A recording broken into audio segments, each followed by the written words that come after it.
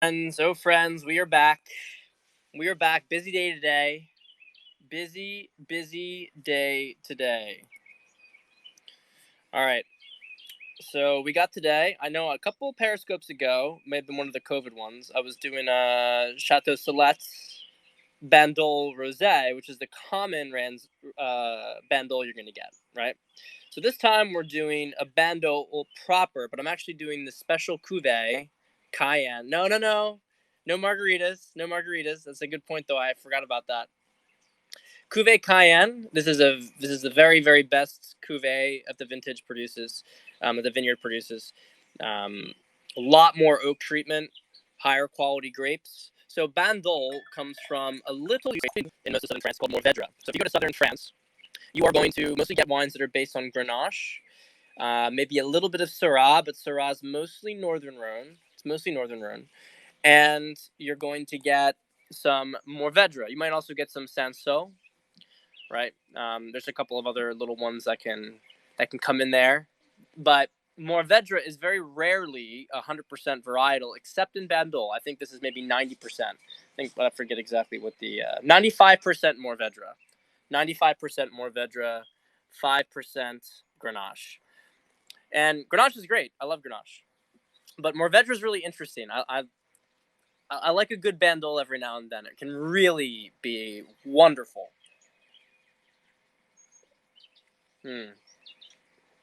Oh, that's really good. That's really good, guys. That's really good. This is probably the best appellation in southern France, or Provence maybe. It's kind of like on the borderline. It's right on the coast. Anyway, limestone. That's the secret. Limestone soil. That's why it gets so nice. But is this the way to break a fast? By the way, guys, this is over 44 hours. I've been fasted. Water, maybe just a little bit of black tea. Is this how you're supposed to break a fast? You're welcome to join, but the stuff is for men. It's for men, but you're welcome to add your commentary if you want.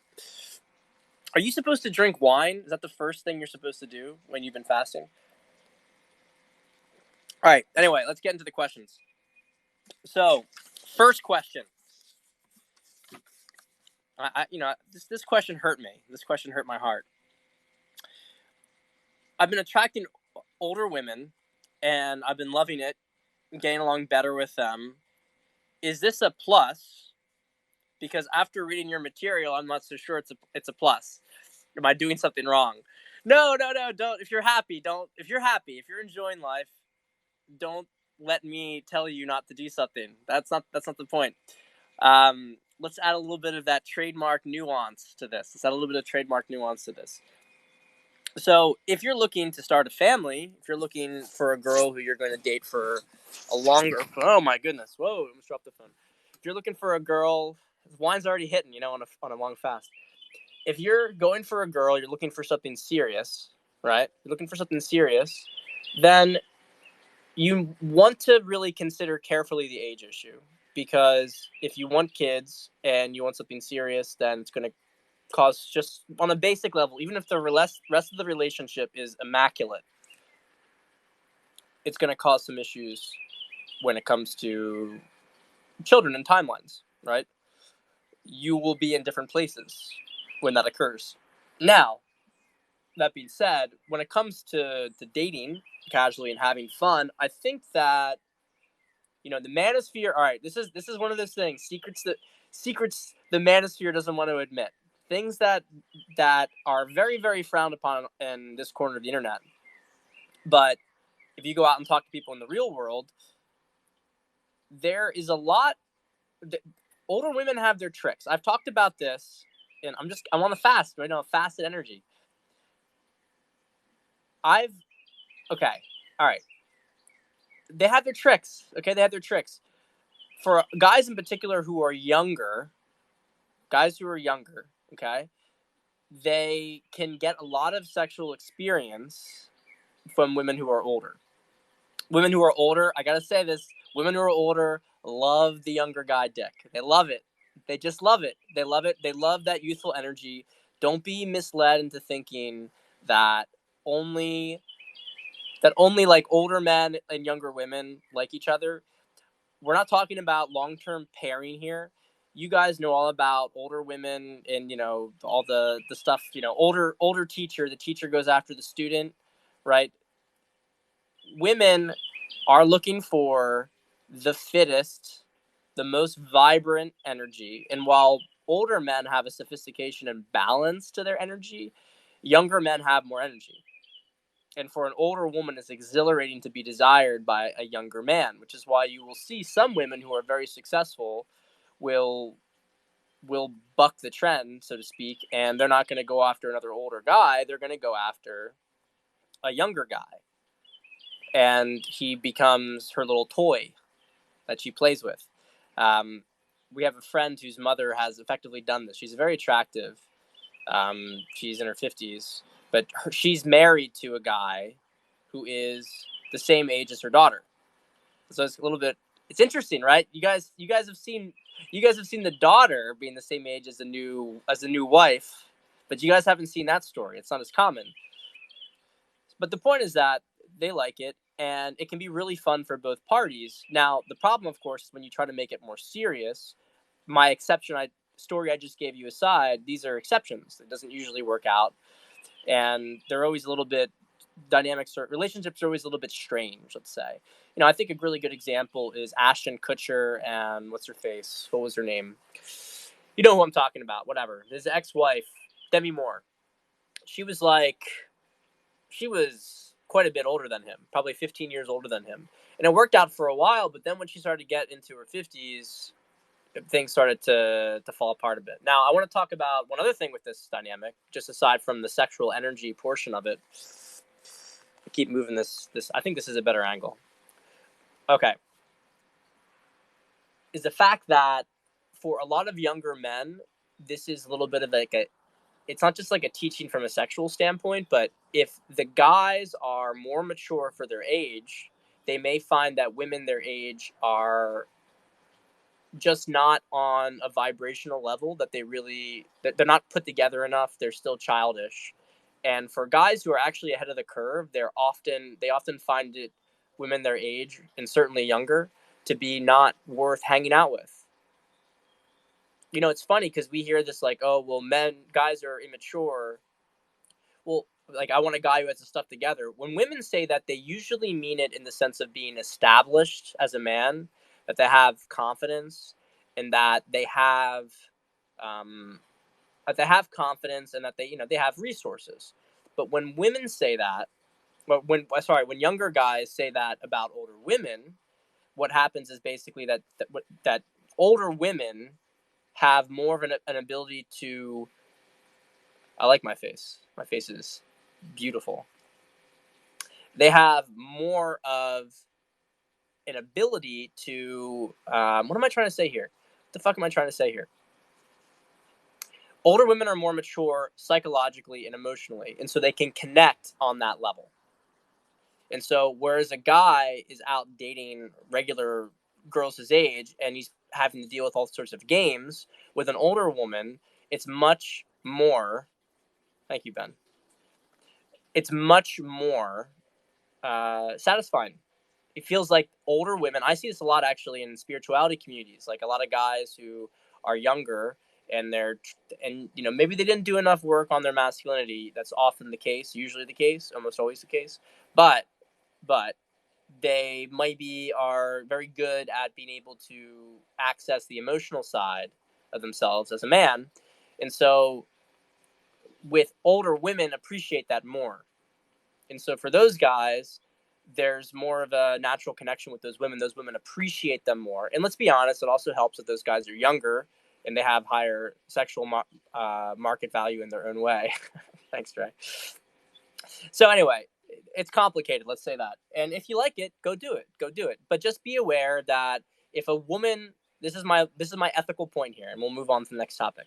If you are dating a woman who is looking for kids and you're much younger and she wants to make it work and you're not ready to have kids like really fast, then you should let her go, because she may be attracted to you, but it's not in her best interest to be with you, because you're not going to be able to give her what she wants. So just keep that in mind. The age is a bigger issue for older women and younger men just because of the biology, really. That's the main reason. So, what do you see happening to changes in dating, pickup, post-quarantine? Well, I see feminism taking a real backseat after COVID. I don't think that these sort of feminist, hardcore feminists, whatever you want to call them, outspoken feminist women are going to be able to keep up their racket after this. A lot of people who have been dating have seen through it all. They've seen through the entire thing. They've seen through the bullshit. All these women now looking for, trying to get domestic, getting lonely, having mental breakdowns. It's just not something I actually see me. I've been talking about other stuff here too. There's broader energetic shifts going on across the board, and that energy is going away. It's going away. Obviously there's going to be pockets of it. There's going to be remnants, but we don't have to focus on it. It's kind of like focusing on this is kind of like focusing on the Nazis now as being an issue, right? The Nazis don't exist anymore, haven't existed for a while. It's not quite the same thing. We're talking like maybe 1946. We're talking about not worrying about the Nazis. That's the way we should look at it with the feminists now. The war is pretty much done. It's pretty much done. And they're just going to continue to lose ground culturally. So let's not worry about them. Well, what does that mean? Well, first off, I got to talk about this. I've mentioned it on Twitter. We are about to hit it's coming, guys. It's May. It's spring. This is the last month of the shut-in stuff. Okay? This is the last month of it. I mean, some states may linger, but from a zeitgeist perspective, this is the last month of it. There's going to be a big fuck fest after this. Okay? All these people cooped up. They want to get out. They want to socialize. They want to party. They want to party. They want to fuck. And I hope that you guys are getting prepared for that. I hope that you guys are, I hope you guys are buying the masterclass. I hope you guys are signing up for coaching, because this is the time to get ready, because you don't want to miss it. This is like the sort of connection that occurs at the end of the war, where everybody goes through a collective experience together, and they have a collective release. The work I do with clients is usually about an individual situation, individuals sort of like dark night of the soul, but we're going through that on a collective level. And you will want to be there for the reconciliation. You will want to be there for when people step into a new reality and are there to build new realities. So I think that there's going to be less degeneracy. There's still going to be hooking up, and that's gonna always be a thing. Sorry guys, we're not going back to the super trad days where no one did any of that stuff. It's always going to be a reality, but I think it's going to be, I don't want to get too like in the clouds here, but I think it's going to be it's going to be more moderated than it's been. Let's say we're not going to have the encouragement and glorification of be a hoe lifestyle. Girls will still have hoe phases. They'll still go through their own cycle, but it's going to be less top-down indoctrinated. Let's put it that way. There's going to be more freedom for people to choose things. There's going to be less pressure on them to self-destruct themselves. So yeah. And how long do I think it's going to last? I think May is, from all the intel I'm getting, shows that May is the last big month of this stuff, and that we're already going to be opening up. But we're not talking about that today. We're not talking about COVID today. But I think it's going to be very positive after this, is what I'm trying to say. And still, this is a really good time to get started, because just a couple more weeks. All right. Saw your 21 Studios video from Anthony Johnson. Saw you talking about how to make the subconscious conscious. By the way, guys, watch that video. I'm going to promote it. It's kind of like slipped my mind, but this was my speech at the 21 convention last fall. It's really good. It's my first time public speaking. So appreciate you guys giving it a watch. If you like this stuff, you'll love that. So saw the 21 Studios video, how to make the subconscious conscious. What are sovereign ways to do it on your own? Well, It's a good question. Journaling is very helpful. If you guys know Jordan Peterson's self-authoring program, I got it. I used it a bit. I'm not one really to personally. I don't journal a lot. There are periods where I'll journal, and I'm happy to do it. But I tend to follow what I feel like I need in the moment. Reconciling the subconscious and conscious is a process that takes time, and I do recommend, not trying to fill this with product placement, but I do recommend coaching for it. It's one of the things that's harder to do on your own without some guidance, because you have to get objectivity into your psyche, and you may know something, but there can be parts of you that are at odds with yourself, and there's things that you can't see, or you may know logically, but you don't know in your emotional body. So having someone go through it with you is helpful. But otherwise, it's just introspection, but also not just simply sitting around thinking, but acting and doing things, going out and living. I really recommend the approach of living life and then taking a step back. Okay, you can take a step back and then reflect and observe, and sort of if you did something that you didn't like, to really reflect upon why that is, to bring awareness to everything you're doing. When you are just sitting around thinking, though, you're caught in a thought loop. And this is a problem with a lot of intuitives, is that they don't get out there and they live. They don't get out there and live. They sit in their world, in their own internal world. And it's a problem, because you can only sort out stuff in your internal world when it has sensory feedback to ping off of it. If you don't have that sensory feedback, you're kind of in a rut. So just go out and do things and be aware of them, right? That's the way to put it. And if you get stuck, find help with that. All right. How does masturbation affect a man's, I can't read my handwriting, success with women and overall energy? Okay. So I talked about this in the masterclass in detail, but give you a little taste here. Masturbation is the depletion of a man's energy field. So a man has an enormous amount of sexual energy. If you go back to Think and Grow Rich, every single book that talks about manifesting, right? You manifest on a quantum level through your energetic field. And as a man, you have an enormous penetrating source of energy at your disposal, which you can choose to use to transmute and create amazing things. You can use to fuck a woman and fill her with your energy so she desires you and so she feels that power from you. Or you can jerk off and have it fly out in the room to some image, which is actually harvesting it. It's not get too weird here, but point being of this entire thing is that when you masturbate, you lose energy. Your energy field's depleted. Now, you'll regain it back, but it's not just a matter of taking some zinc supplements. And the more you can hold this energy onto you, the more powerful and the more control you're going to have in your sexual experiences. The less you're going to have performance issues, the more confidence you're going to have around women, the more you're going to be able to execute when it comes to approaching a woman and when it comes to doing other things in your life. And they can smell it on you. They can smell it on you. We say smell. I don't know if it's pheromonal. I don't know whether women are very good senses of energy. They just have they know it because they require your energy in order to produce a child. So they're always pinging off of your energy. They want to see what energy you have, which is why guys who get to a really good place in their life often get poached. Women go out there and poach him like a white rhino. This is a guy who's like been kind of meh his entire life. Starts to really get on the up and up in stride. Some girl comes along and is like, hey, I want to fuck you. I love you. And he's like, no girl's ever loved me before. And then he skids, right? Has 3 to 6 months of really great sex. And then after that, yeah, it's an L. It's a big L right there.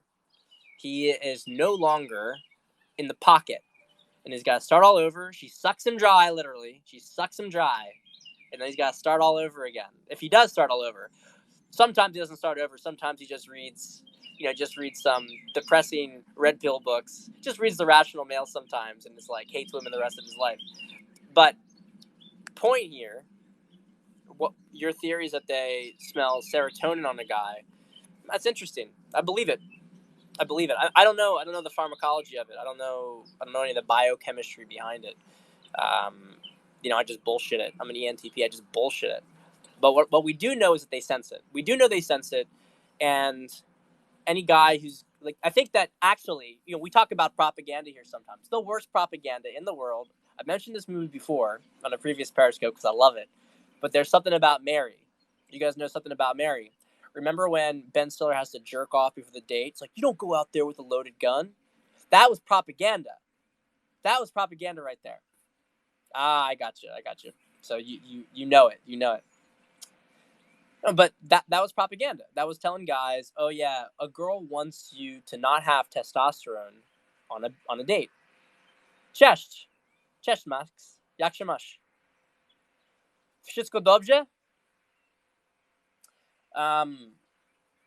So anyway, go out there with a loaded gun. Go out with the most loaded gun in the world. But make sure you can handle the gun, right? This is the issue, is that the assumption here. Let's just go Pajanko. Good to hear, man.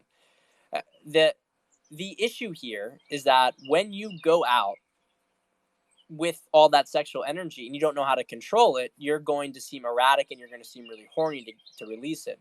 So the point here is not about, this isn't about like confiscate the guns, right? We're not talking about confiscating the guns here. We're not talking about people going around shooting up the place. We're talking about, third position, which is that you guys all know you guys are sensible gun owners, right?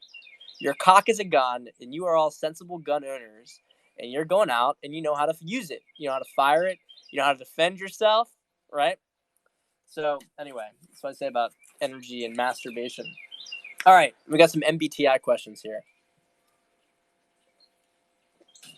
This wine is so good. I don't know whether it's just the fast, maybe everything just tastes better.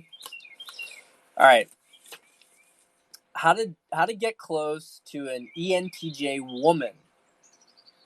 They're direct about most feelings. Her and I clash on a bunch of topics, but I think in the end she liked me.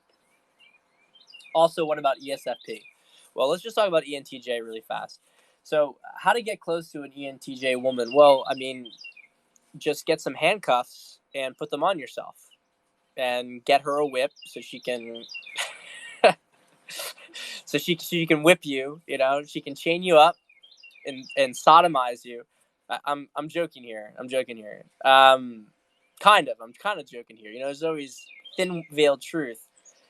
ENTJ women are very domineering. If you want to know what it's like, ask yourself what it's like to date Candace Owens, right? Candace Owens is an ENTJ. So how to get them to like you. Now, how to get them to like you and how to get them to fuck you are perhaps two different things. Because if an ENTJ woman, it's kind of out of your control. If an ENTJ woman decides to fuck you, she will make it happen. She'll go out of her way to make